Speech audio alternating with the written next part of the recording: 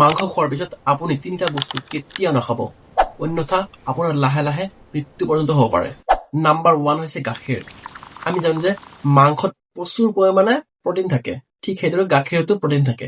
সেইকাৰণে আমাৰ খোৱাটো হেভি হৈ যায়। হেভি হৈ যোৱাৰ ফলত আমাৰ যিটো ডাইজেশ্যন পাৱাৰ আছে সেইটো কমি যায়, যাৰ ফলত আমাৰ বহুত প্ৰকাৰ বেমাৰ হ'ব পাৰে।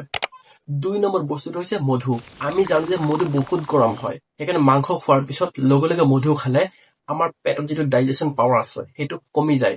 কমি যোৱাৰ ফলত আমাৰ সেই বস্তুটো সোনকালে পাচন ক্ৰিয়া নহয় বা সোনকালে পচি নাযায়, যাৰ ফলত আমাৰ বহুত প্ৰকাৰ বেমাৰ হ'ব পাৰে। আৰু 3 নম্বৰটো হৈছে আমাৰ অতিকে প্ৰিয়, আমাৰ চবৰে প্ৰিয় চাহ।